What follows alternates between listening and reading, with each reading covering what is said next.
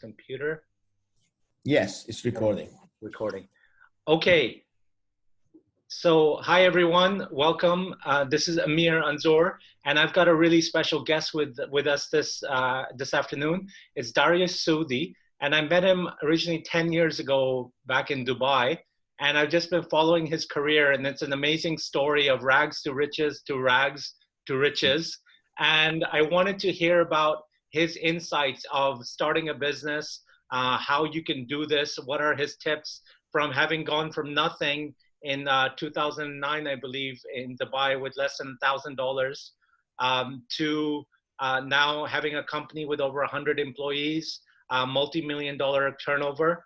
And what I want to learn from him is how exactly he started the business, how he got himself and the mindset going, and how we can do the same from learning from his lessons. So thank you, Dariush, for being on.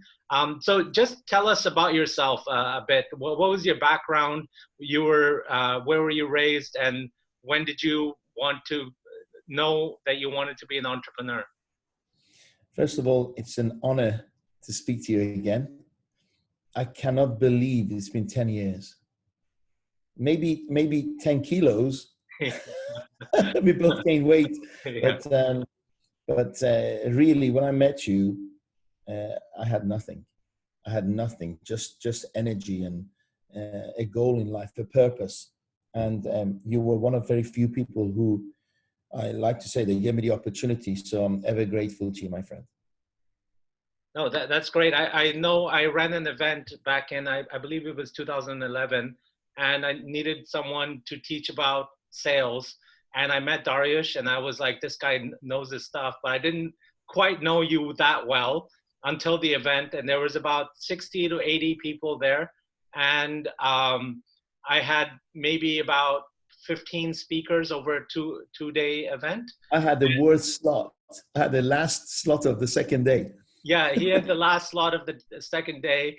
The event was supposed to end at 6, and he just kept going. I think it was 8, 9 o'clock, and no one wanted to leave the room. Everyone was so engaged, and he basically was the most powerful speaker that was there, and he really made the weekend. And weeks and months afterwards, people kept coming up to me and saying that was an amazing event. That Dariush, he just blew the crowd. So. He's got a real story, and that's what it is. And I know he's working on a book called Monkey Business, and teaching people about how simple entrepreneurship is. But as someone who's been in the world of entrepreneurship, I know it's not easy. You know, there's a lot of struggle, and it's not easy to get in there and do the success, especially like you have. So I'd like to, over the course of this hour, learn exactly what are steps that we can take. Or I would like to even have a little bit of an argument to say that entrepreneurship isn't for everyone. You know, some of us are better to be in a structured environment and be one of the argument. I agree with you. Yeah, so, okay. So I agree with you. So no argument there. Okay. Okay. You would, because there's a lot of, you know, online especially, there's a lot of like Gary Vaynerchuk's and everyone saying everyone should be an entrepreneur, the side hustle. But, you know, you've got 100 employees working for you. If everybody was an entrepreneur, who would, you know, clean my cars? Yeah. Who will take my check over the counter? Yeah. Who would deliver the goods for Amazon? Who would, you know, the world needs people who are employees. And I'm not saying that I think any less of them, but some people aren't made to be entrepreneurs. And Tony Robbins said, you know, as an entrepreneur, you take a lot of risks. And Tony Robbins said that your quality of life depends on the amount of uncertainty you can comfortably live with. So as an entrepreneur, you take huge amounts of risk, but if you're not comfortable taking risks and your quality of life is really suffering, don't do it. Don't do it. My ability to take risk is huge. But maybe it's experience, maybe knowledge, but I'm very confident that I can get it back. But maybe that risk is like a muscle that you've developed over the years. You know, you're now in your 50s, right? So thanks for reminding me. Yeah. So 53? Oh my God, stop. Is it?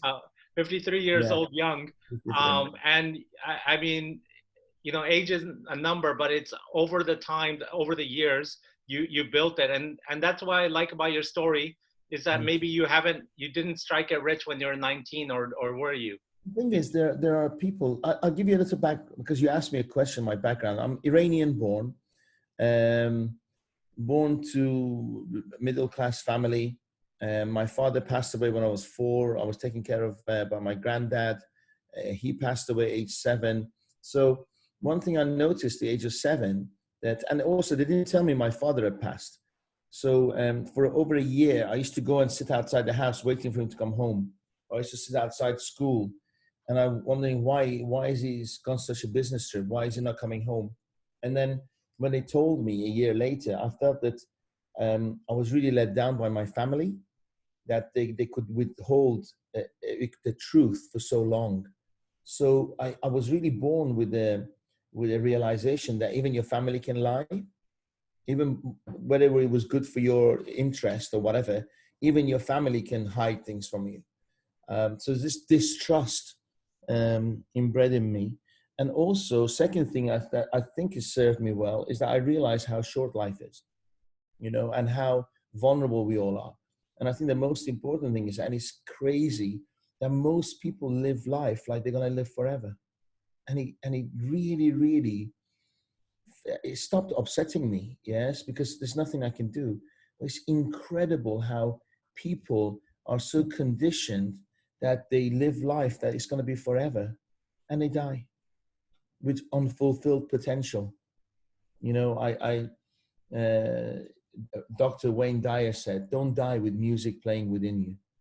You know, and so many people do die with music playing within you. The whole of the graveyard is filled with unfulfilled potential, and that really sad, really sad. So, so tell us your story then. It would be because you are someone who's playing your music. You know, you're Everything. in your element. You are helping a lot of people. You've developed a great team around you. Going from 0 employees to 100 plus in the last few years. And you're really good with people as well. And so Thank I'd like to hear your story and how you came about to this position in this. you. Along the way, I've learned lessons. Um, I'm dyslexic, so I never automatically, for whatever reason, I didn't want to be an employee because I knew I had to read things, fill forms, do things, adhere to order. So the moment I finished my college, I went into sales, and that was the only profession that could actually I could earn as much as I put in, because otherwise I was on a set salary. With sales, I thought if I can actually exceed, my income could exceed. So and that worked really well. But it wasn't a rosy road, you know. It was hard. I've been fired from so many jobs I can't even remember. I left so many jobs that I can't even remember. You know, it was a tough road. But one thing I learned, that if you actually listen and implement what you learn, you can actually do well. Because if you work hard and you're honest with yourself, if you knock on enough doors, you can make a sale, even if you're rubbish. But do you So, think, sorry, mm, so do you think okay. like having that background in sales really sets you up as an entrepreneur? That's one of the critical. um, yes and no, because I was never really good at sales, but I was always hardworking. So at 5:30 on a Friday afternoon, when all my colleagues were in the pub celebrating the successes or failures, I was knocking on doors. When he was pouring it down in England, I was knocking on doors because I knew that my competition were at home or in the office. So I always had the edge. You know, I was based in Manchester. One of my salespeople phoned up and started shouting and screaming at me on a Friday afternoon at 6 o'clock. Where the hell are you? And I said, I'm in Northampton knocking on doors in an industrial estate. He did a GPS check and he couldn't believe that I was telling the truth. That on a Friday afternoon at 6 o'clock in a pouring down rain, I'm knocking on doors. And I had more success those days because I was catching the owners in.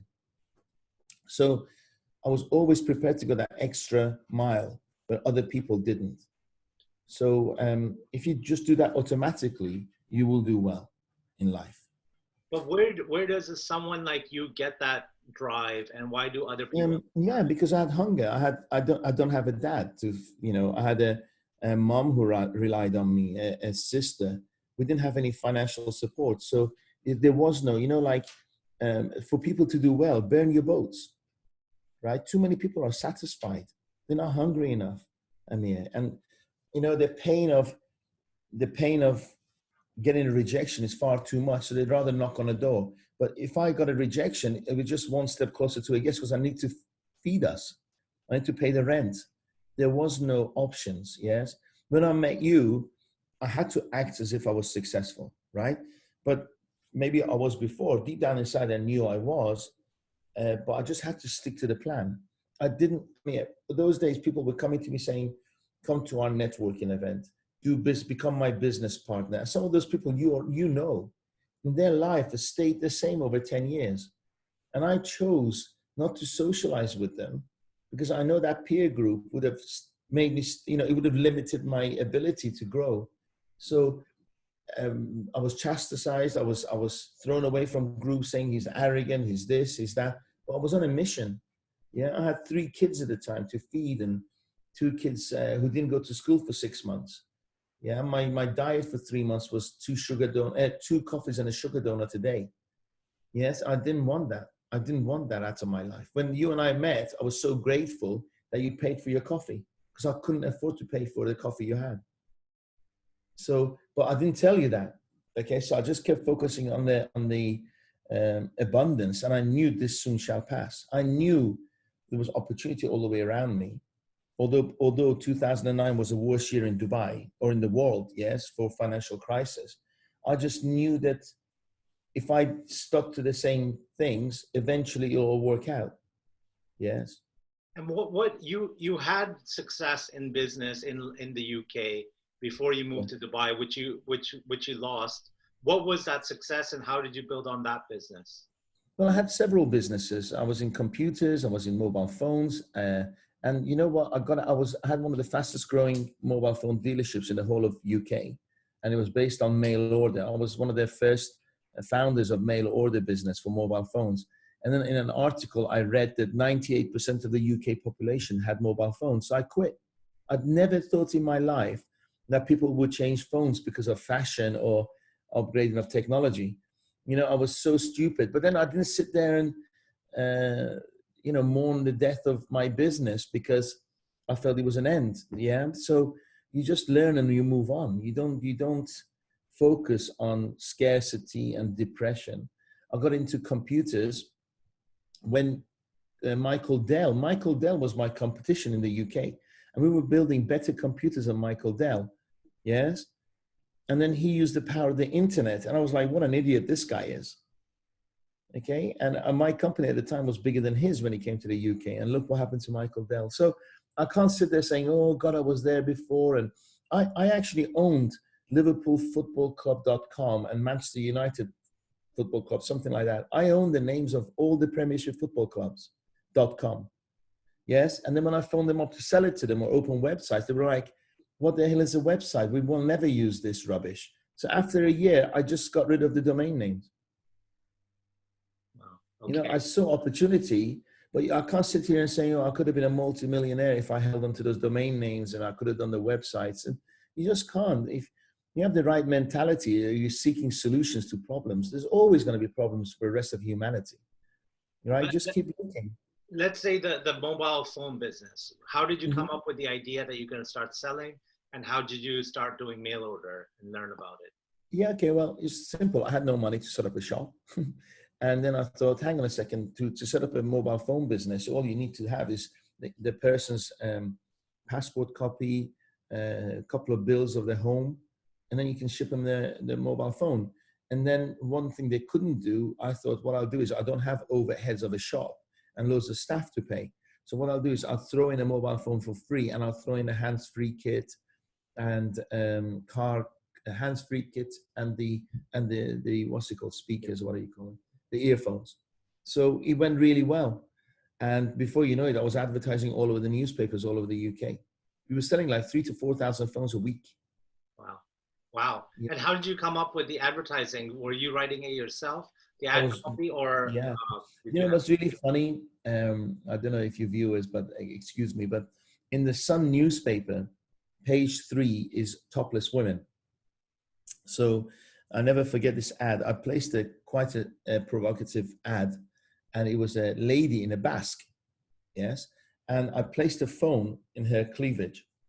You couldn't see, I couldn't see much, yes, and then I edited the photo. So on one side she was in a suit, in the other side she was in a basque, and my phone said, "For business or pleasure, call this number." Yeah. Okay, to get your free phone, free hands kit. And the phone went crazy. And I only obviously put in the Sun newspaper. Okay. Now, if you imagine on page 3 of the Sun, they have topless women. True. Yeah. I think they're taking it away now, but forever it was page 3 girls were famous for total topless. And mine was just a basque. Yes. And we had 3 complaints.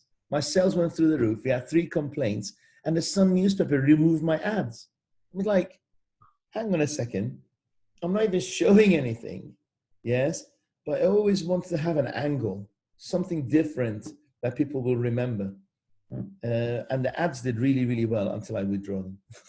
So you had basically been learning about business. You know, there's there's HR, there's finance, there's legal, there's all these points about running a business that a lot of us that have gone through the corporate route go to MBAs and then they teach us. You learned this by yourself, or did you have Yeah. a mentor? No, I've never had a mentor. I'm actually a slow starter because I was brought up with a bunch of housewives. My mum, my aunt, my grandma. So I had to learn everything myself. But I just knew that there was something within me that wants to be very rich, very successful. Although I was brought up in a poor household, I want to fly first class. I look at a billionaire and I think, why not? Yeah, and I think, what are they doing that I'm not? How can I learn from them? I never look at anybody for jealousy or envy. I always look at it like, why not? I'm capable of doing that. I'm constantly reading. Again, for your listeners or your viewers, what's their excuse? When I was their age, when I was young, there was no internet. I had to cycle to the train station, get a train to Manchester, walk for half an hour in the rain to get to the library to find out the book I wanted somebody else was reading. I had to sit there, stare at the guy for half a day until I get off the phone so I could read it. And then I only had 10 minutes because the library closed. You know, now we can sit on the toilet or on the bus and research the whole world or listen to them and learn from them. So the world is so much easier than when I was younger. Yeah, it's just, you know what it is. I mean, the people, it's funny, we parted with a salesperson today, and she had every single ability and skill to be amazing. Okay. But in her mind, and it's all to do with the conversation we have on ourselves, she had a very negative outlook on life. And she wasn't prepared to learn. Yes. So she wasn't adjusting to the way we did things. And we had to part company with her. And she thanked us, we thanked her. But then it just upsets me a little bit because she could have been very, very successful, where she decided to live with mediocrity and stress. And she's a single mom. And I don't get it. All she had to do was to go through 6 weeks of painstaking change for new habits to form in, and she could have been rich. But she wasn't. After 3 weeks, she just wasn't interested. And she admitted it. She goes, I'm not prepared to be a gladiator in the marketplace. But she's happy moaning every day about not covering rent or school fees or how her ex-husband isn't paying her whatever money's due. You know, I'm thinking, you either have to talk it and do it or just say nothing. Don't bitch about it, you know, because worrying and bitching about it doesn't achieve anything. Take action. And end of the day, when somebody's got to be successful, you can have a really successful business online. You don't have to take bricks off a 20-story building. Yes, that's work. Yes, to use this and to get into good habits, not really work, is it? You know, life is so easy now. We can sit at home and be creative and make money. I mean, I'm 43, and I was just thinking the other day as well how much, you know, when I was feeling a little down about something that come up, I was like, look, the life is so great. Remember in the 90s, you had to buy CDs and each one would cost £10. And now I have Spotify with all the music I could want in the world. Um, Anywhere you want, Anywhere everywhere I you want. want. Yeah. We've got Amazon that I can get any book overnight.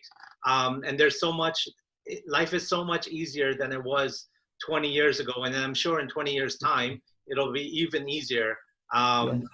And yeah, but what my hypothesis is that you were successful now in running your business is because you were a salesman that learned to do, and you were driven, and you learned to do it well yourself. And now what you've done as becoming an entrepreneur is basically become a teacher, right? And now what you're doing is teaching your staff how to do what you do. So you're multiplying yourself by 100 times. Okay. Thank you. Let's go back a little bit. Okay. What do you think? You said I'm a salesman. What do you think is a salesman? Someone that can educate someone about a product or service. That's it. I'm an educator. Yeah.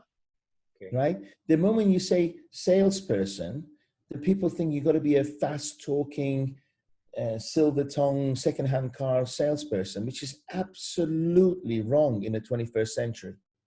Because people don't believe silver tongue salespeople anymore because they can do research themselves. Right? All they want to do is to trust you that you know more than them and you can offer value. That's it.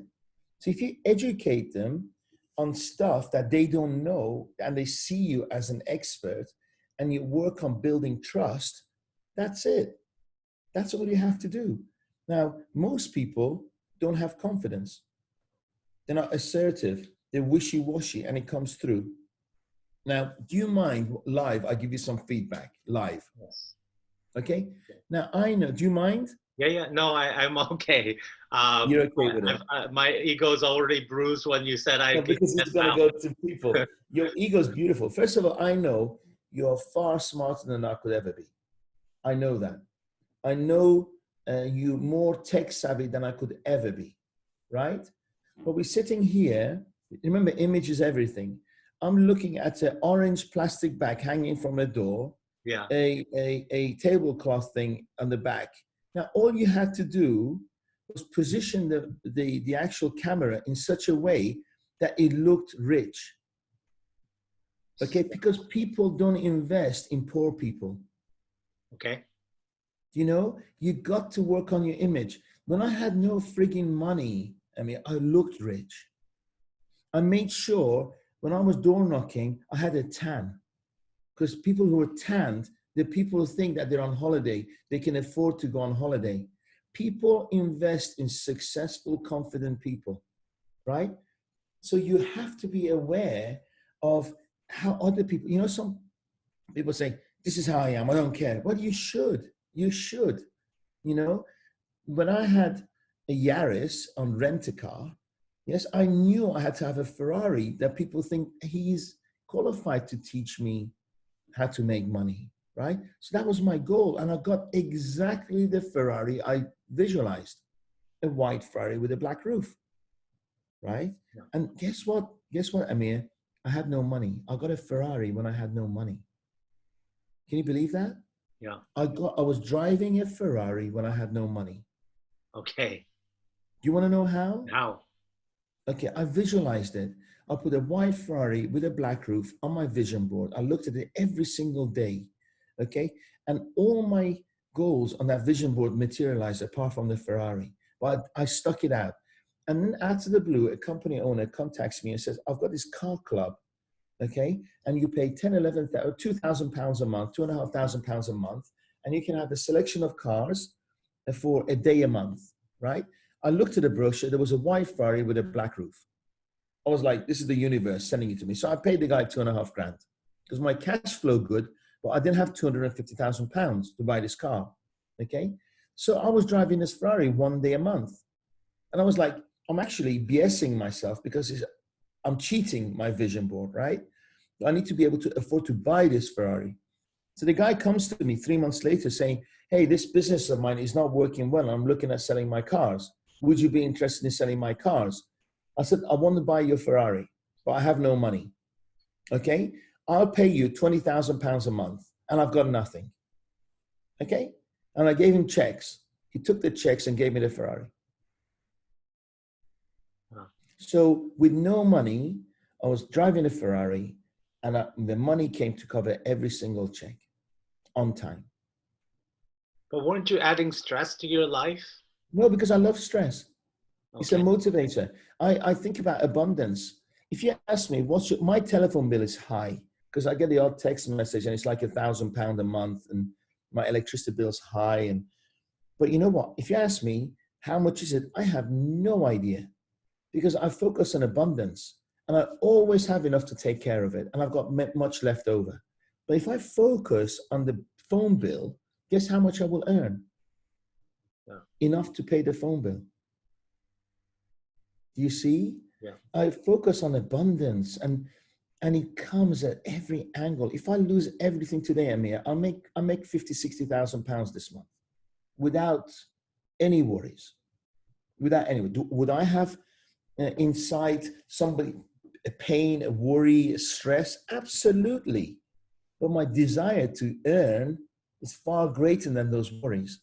Most people give those worries and feelings of scarcity power, right? So don't focus on it. If it doesn't serve you, don't focus on it. Yes? Somewhere along the way, we've managed to pay the bills. Somewhere along the way, we managed to cover those overheads, right? But somewhere along the way, we didn't prosper. So we got to adjust the way we think and talk to ourselves. Yeah. And everything is in the mindset. Everything. 85% is the mindset. I cannot tell you, whenever I do training, 10% of it is forming new habits, 5% is skill, and 85% is the mindset. Teaching you the skill, teaching people how to make money is easy. But are they motivated to implement it? Are they motivated to get a knockback and go and knock on another door again? Because it's not business, it's not personal. Yeah? Are they disciplined enough that somebody rejects them? You go, thank you so much, it's not for you, but do you know 3 people that my service can help? By asking that question, I made a fortune, right? And so I get a rejection. I go, oh, you know, poor me, and nobody loves me, and nobody pays the bill. Because you know what? You come alone, you go alone, mate. And the moment you realize that you're on your own, you go and kick ass. You become a gladiator in the marketplace.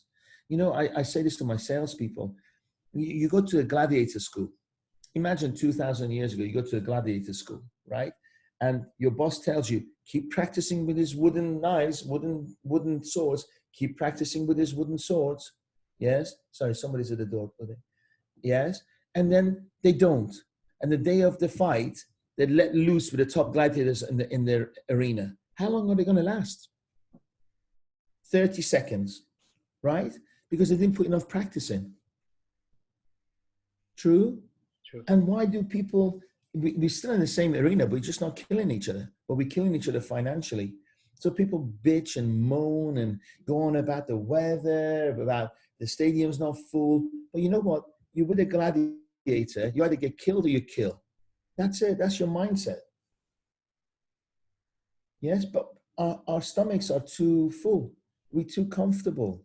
We're too comfortable. We listen to the BS news for too long. I was in India last week. Didn't listen to the news at all, right?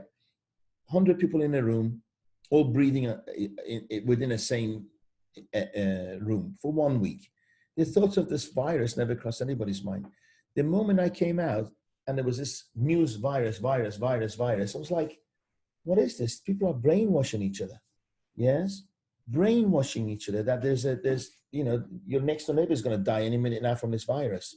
People are buying excessive amounts of toilet paper and Dettol. What is that really all about? Because most people are like sheep and they buy the PR. If you actually look at you sitting in somebody else's cigarette smoke is far more damaging than dying from coronavirus. Yes, working in a club or a jazz bar, playing saxophone when everybody's smoking is a certain killer. Yes, than walking in the streets, that 1 in a million could have a coronavirus. But most people are panicking because most people are like sheep. They're looking for leaders. They're looking for leaders. Be a leader and everybody will follow you. Even if you don't have it, act as if. People invest in certainty. People invest in successful people, in you know, positive mindsets. Do I make mistakes? Every day. Every day. But you know what? I'm honest with myself. I don't go, well, Dariush doesn't make mistakes. I'm very honest with myself, right? I call it a bathroom moment. I go into the bathroom and look in the mirror and have a very honest conversation with myself. And I go, I screwed up there. I'm not going to tell anyone because it's really embarrassing. But I'm going to learn from that today. I'm not going to make the same mistake tomorrow. But you know what? I used to work in a service center, and most of the people in there did no work. They surfed the internet, they got on porn sites or whatever they were doing, yes, searching rubbish. They go home, the wife says, how was it? Had a really productive day today. Who are they lying to? Themselves. Yeah, because they're going to die poor and with unfulfilled potential. So I ask people to put your ego aside. Nobody cares. Be honest with yourself. Yes? If your life isn't how you planned out to be, you be the change. Be the change. Right? Wow.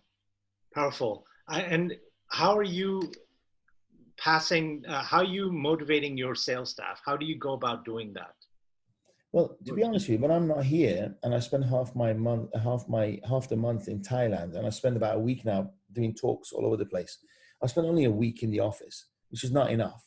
The productivity of my staff drops when I'm not here because there's not many people like me driving them and listening to them, because I do have experience, right? But you have to accept when you have a company that when you're not there, people aren't going to be like you. They're going to run at 70%, if you're lucky, 80% of your productivity. So just accept it. And once in a while, you meet somebody like you, guess what they're going to do? They're going to run a business just like yourself, right? Yeah. So accept it and dance with it. Then I say things like, if you really believe you're adding value, if you really in your heart believe you're adding value, why should the customer delay in buying your services? Yeah. True? Because you're doing them a disservice by walking away, by giving them a chance to think about it. If you're going to spend $1 with me and you're going to get $2 back, why wait a week? You're going to lose $1, right? So let me give you this service and for you to make that extra $1 this month or this week. Why wait? And here's the thing. Most people go, okay, Mr. Jones, think about it. Bye. And Mr. Jones thinks, well, he didn't really have that much belief in his productivity and his value. So if he doesn't believe in his service, why should I? So they don't invest. I mean, what's the worst case scenario? Has someone said that you're too pushy, or does that come Some across? people don't like me. I don't give a shit. Yeah. Yeah, they don't like me. But you know what? Everybody respects me in business. They might not like me, but they respect me. Okay, respect is actually quite a big thing in value to me. Okay, but I know that as a business, I'm not Mother Teresa or Gandhi or whoever, Nelson Mandela. I'm not here to be liked, and I'm not going to go for a vote of the presidency. Yes, I'm here to make people money, and if you don't like my approach, next. The richest people in the world are the people who serve most amount of people. Okay, so and why is Robbie Williams the highest paid singer? Because he packs more stadiums than anybody else. Why is U2? They pack more stadiums. Why is Tom Cruise packed more people in the cinema? Bill Gates, yes, PCs on every desk. So the more number of people you serve, the better you do, right? So if somebody rejects me, I'm not going to go, oh my God, they don't love me anymore. Who cares? Next. Jim Rohn says, liars will be liars, cheats will be cheats. Negative people will be negative people. That's the way the cookie crumbles, right? Don't spend your time trying to change people. Accept the way they are and next. Wow. I only hire happy people. And I only hire happy people in my organization. And Happy people bring good energy, good vibes. They're willing to learn. I don't hire people on the skill. I hire them on attitude. How do you hire? What's your hiring strategy? We have a 7-step recruitment process. Okay. So we place the ad saying we're looking for superstars. They telephone, we say, what makes you a superstar? They don't expect that question. If they tremble and trip over what they're saying, we put the phone down and say, call us when you know you're a superstar. We put the phone down. They fail the first test. Okay. When they copy paste CVs and send it, they put no effort, we reject them because we're asking what makes you a superstar. So we need a really good covering letter explaining what makes you a superstar. That means, you know, if they just copy paste, that means their attention to detail is really bad and they're not reading the advert. Then we tell them that the interview is at 9 o'clock with Jeff Smith. And we tell 14 people the same thing. So all 14 turn up at 9 o'clock to see Jeff Smith and they realize that it's a group interview. Third of the room freezes, okay? I have a spy in the room and the ones who freeze, we don't hire because surprise happens all the time in business. If they can't cope with it, we don't want to hire them. We run the meeting late by 10 to 15 minutes, the interview. We monitor how they behave when things don't go according to plan. And the ones who freeze, we don't hire. So before they even come to see me in the room, they've already been 60, 70% of the people have been eliminated by our spy in the room. And then I get them in, I form a circle. I tell them not to talk about their skills, talk about themselves. And then I get them to talk to each other. And then at the end of the interview, it takes about 40 minutes. I tell them they're not in competition. I tell them that I'll hire them all if they're all superstars so they don't feel they have to, you know, kill each other in the room. And at the end of the interview, I say to them, you know, I give them a piece of paper and a pen. So write the name of the person you would hire if you were in my position. Yes. And then the idiots vote for somebody else. So they come for an interview, they say they're a superstar and they say, hire Amir. Okay, I don't hire those people. Okay. The superstars go hire me, right? That's the person I'm looking for. And most of the time, the one who says hire me, most people vote for them because the first rule of success is that people have got to like and trust you. Okay. Then I say to them, right, make your phone available in the next hour. I'll call you with a yes or no answer. And then I ring. Some people don't even answer the phone, right? I'm like, you came all the way here. You didn't even sit by your phone, so that I don't hire them. And then I reject every single one of them, even if the superstar on the phone. I reject them all. The superstar won't take a rejected for an answer. They'll fight. So I thought I did really well. Can I ask you why you haven't hired me? Yes. Then I said, I was just testing your resolve and how much you wanted this job. Okay. So congratulations. I was testing you, passed the final test. Oh, wow. Fantastic. When can I come for a second interview? Great. 5 o'clock tomorrow morning at the office. Okay. And if they go, oh, 5. I said, you failed another test because superstars don't sleep. Superstars go wherever it takes to go for an interview to get the deal. Okay. And then they said, 5 o'clock, no problem. I'll be there. I said, right. I was only kidding. I'll see you at 9:30 tomorrow morning. That was another test. Right, so I'm putting them through all these tests to check their personality. And then the second interview is let's go through your CV. Okay, so by that time, they've already gone through 5, 6 interview processes they don't even know. And guess what? The superstar is dying to work for you because every day is a surprise, right? And they're thinking, oh my God, these guys are testing me all along. I can only learn working for this company. So when I'm recruiting people, nobody ever says to me, how much is your salary? Nobody, ever. You know why? Because they want it so much, money is nothing. Wow, that's the most amazing recruitment experience that I've heard of, and I've been through many myself and hired hundreds of people, and now I'm like, wow, that's a real thing that I think a lot of our viewers that are watching will be able to go and implement for their business as well. I'll have a video on it on YouTube, and here's the thing: I created this because I was sick of sitting there for 9 hours interviewing 9 different people and half of them don't show up, right? So 2 days of my productive time wasted waiting for people to show up or not show up. And half the time they were rubbish anyway. So I thought, how can I reduce that time to 40 minutes? So I can interview 12 to 14 people in 14 minutes, less than 1 hour. What's my productivity like?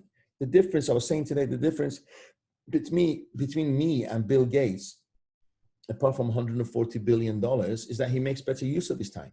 He values his time more than me. And most people don't. They don't value their time. They jerk around. Yes? To be honest and hard-hitting, they jerk around. Yes, they lie to themselves. They're not productive. If you're going to meet Bill Gates, he gives you 1.5 minutes. So you make sure, because you value his time, your questions are to the point. Yeah. How many times we sit in meetings in an hour and we could have wrapped them up in 4 minutes, but we talk rubbish because that's what we've been trained to do. How are you? How are the kids? Who gives a damn? You don't give a damn. We just say it because we just got used to saying. Yeah. Right? By the time you say to Bill Gates, how are you? How was your Christmas? Your 3 minutes is over. Next. And what is the culture like of your companies now? Well, my culture, I think you should ask my staff, but I think it's very good, right? But it takes time to train someone. Like I hire a new employee, and if the employee comes in unprepared, I send them out. If they come in and they have to open the laptop, switch their laptop on, I send them out.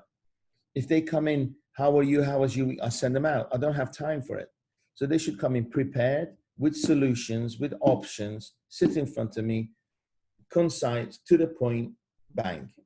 My meetings don't last more than 5 minutes, really, ever. And I get bored anyway. Wow. And when I'm pitching a customer, no matter how rich they are, once I've closed the deal, you know, we could be in a boardroom table with 5 of my staff, 5 of their staff negotiating. I go in, I close the deal, and I walk out. And so I'm sorry, I'm really busy. I have to go. Thank you for your business. Look forward to serving you. And guess what the customer is thinking?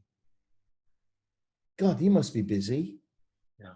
And I might just go for McDonald's or a cup of coffee at Starbucks, right?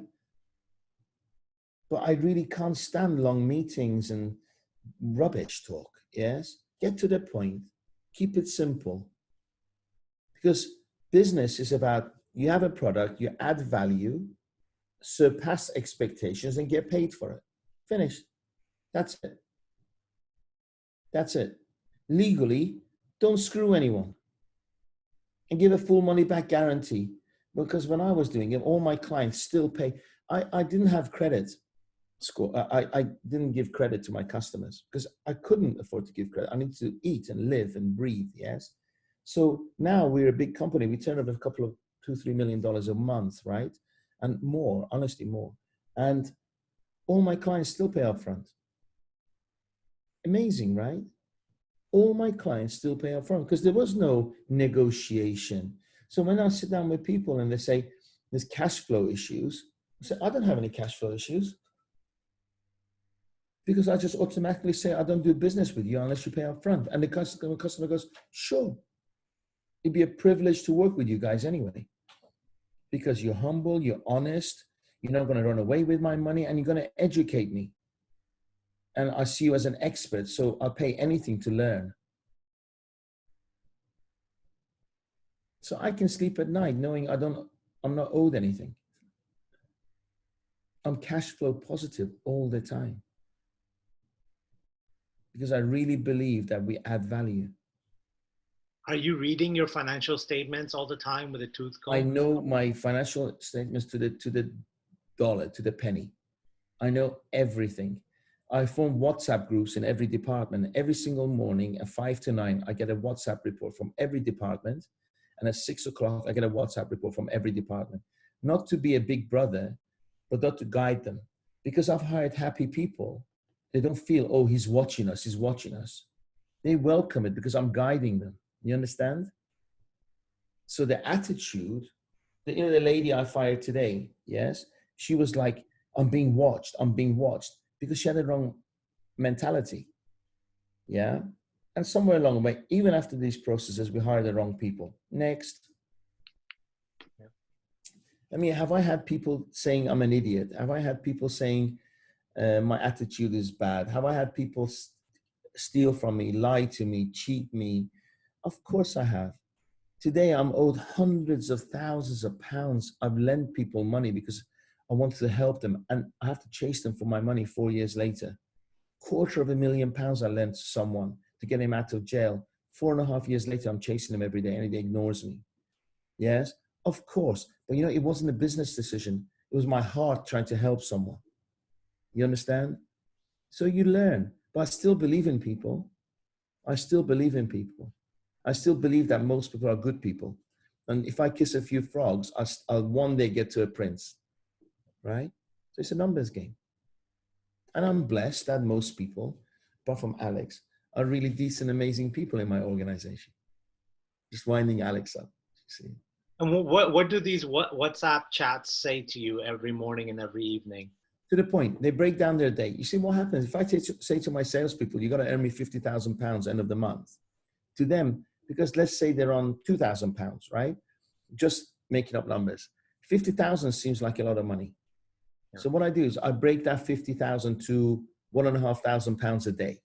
And I help them to break that day down into hourly and minutes. So I help them to do because I know if they do the right things every single day, they will earn that 50,000 and more. Okay, because if I said to them, you need to get 50,000, I'll see you end of the month with your sales report, they're not going to make it. But if I guide them small little steps every single way, inevitably, they will surpass expectations. So they say 9 o'clock this, 9:30 this, 10 this. I'm hoping to make 3 calls, 2 appointments, close 2 deals. And if they don't do it, it's fantastic. What do you learn from it? Because I trust them. I know they're not sitting in a car in some industrial states sleeping, because I hire happy and honest people, right? So I just know that they're lost. They just need guidance. So I guide them. I educate them. Yes. And they welcome it because it's not personal. When I see someone, I say to them, okay, apart from yourself, who do you have to support? My mom, my sister, my kids, my wife, my this, my that. Okay, then I'm going to kick your ass every single day because I hold myself responsible to the people that you have to support, not you. Because when it comes to you, you're going to negotiate. You're going to compromise. You're not going to work hard. But I'm going to kick your ass to make sure that your son goes to the best school. I'm going to kick your ass to make sure that you send huge amounts of money to your mother. Are you going to argue with me? What are they going to say? So they know what they can earn from each sale. They know their commission. No, they don't. They trust me. Okay. And I make sure that I always deliver. They don't even ask. They don't even ask because they know I'll take care of them. And I always do. And I've had people sitting in front of me now who've actually come to me and said, you know, Mr. Dariush, I don't deserve that salary increase this month because I haven't delivered. And I honor them for it. I honor them for it because we run a culture of honesty. Yes, and decency. Yeah. If somebody comes to me and says, can I have more money? I said, why? Because my bus fare's gone up. That's the wrong reason. It's got nothing to do with me. Deliver value, and you always have enough money to pay the bus fare. And what do you say the difference between doing a business in Dubai versus UK is? Better opportunity in UK. In UK? Yeah, because you have such a high concentration of people in a small area.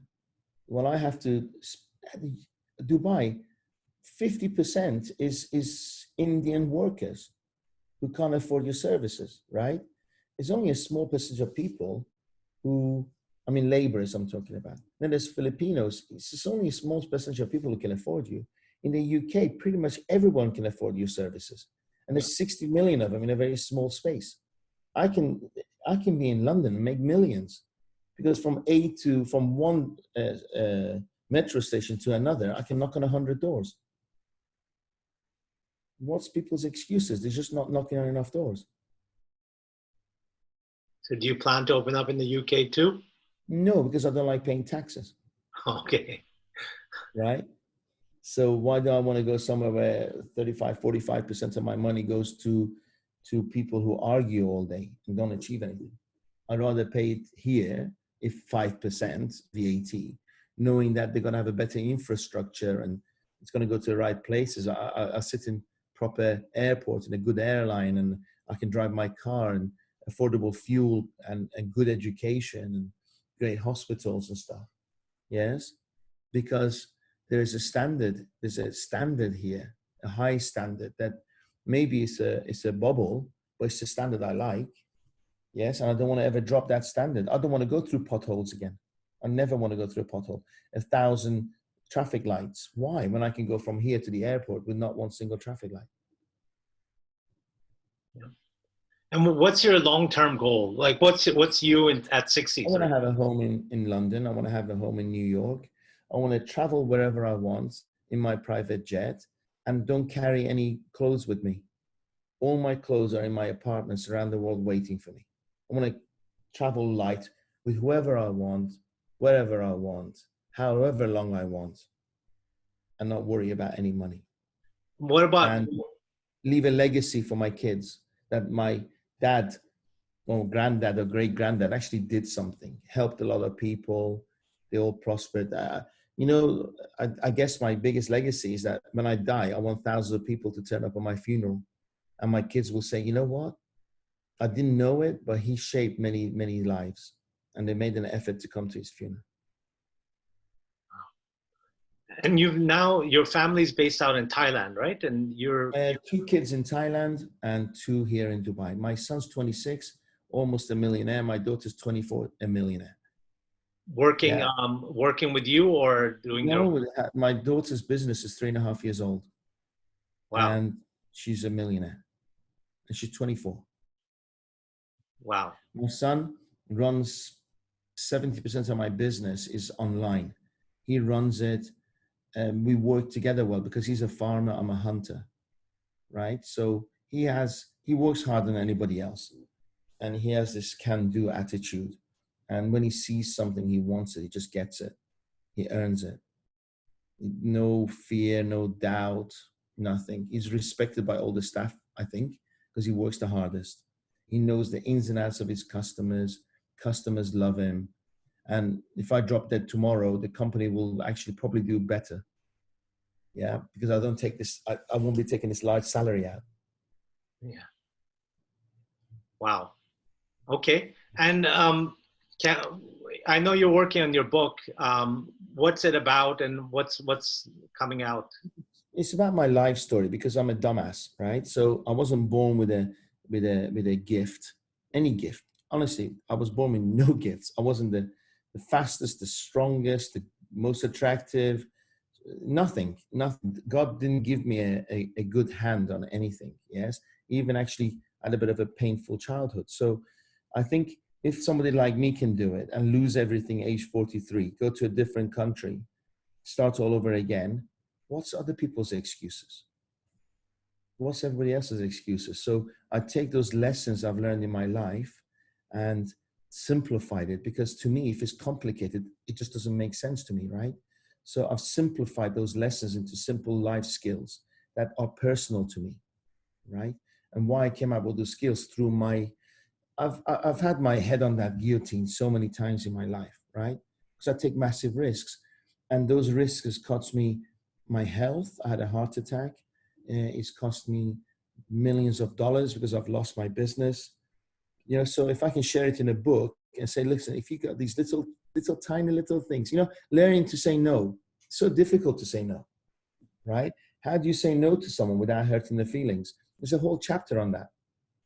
Okay. And every time I said yes, how much it cost me, right? What do you say? How do you say no that it doesn't feel bad anymore? There's a chapter on that. And how do you say no without feeling bad? Well, can I ask you a question? Have you lent people money? Yes. Who are friends or people you've known, correct? Yeah. And often you end up bad because they didn't pay you back, correct? Yes. True? Yes. Sometimes. It does. Okay? And Some paid, some didn't, right? Most people who borrow never pay back, okay? So, Amir, if you were borrowing money from me, I'll say to you, listen, Amir, I so nurture our friendship, yes? Because every time I've lent people money, I've lost their friendship. Because I nurture our friendship so much, I'm just going to say no to you because I know that from my experience, our friendship will go if I lend you money. Yeah. So I thank you for that honor, but I'd rather keep our friendship. Okay. And Yeah. it's the truth. And it's the truth. It's So the truth. Whoever I lend money to, I've lost a friendship. Maybe it wasn't friendship worth keeping, but along the way, I've lost a fortune of my children's, my pensions, giving it to them so they can just, you know, forget that it came from me. and do you And do also, when you joint lend it, they think it was too easy.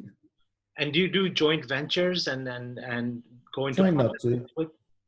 Try not to, because every time I've done a joint venture, they've either had limited beliefs, they don't have the same work uh, and work ethics as I do, ego, and also one thing I know because I've had it and I've lost it. Money won't change me. Yes, some people get money and they get lost, they get arrogant or cocky, and they lose. I think one of the reasons that I think that people like me is because I'm humble. I say it how it is, but I don't show off, or I don't think I'm arrogant. I'm certain, but I don't think I'm arrogant. And people see it, and I'll happily share my failures without the fear of being judged. Yes, and people I think like that. Awesome. Awesome. That's been a great. I know you've got a family commitment to get to. So Thank I thank you. That hour has just flown by, and there's been so much insight, especially on how you recruit and how original that process is. But your whole story has been great and great insights for the last hour. So thank you, Darius, for taking out the time. Now, where can people reach you if they want to connect with you and find out? On Facebook, Instagram, Dariush Soudi Official, I think it's called, or Dariush Soudi Consultancy. Dariush Soudi, I think you'll put it in your, somewhere, my name, yes?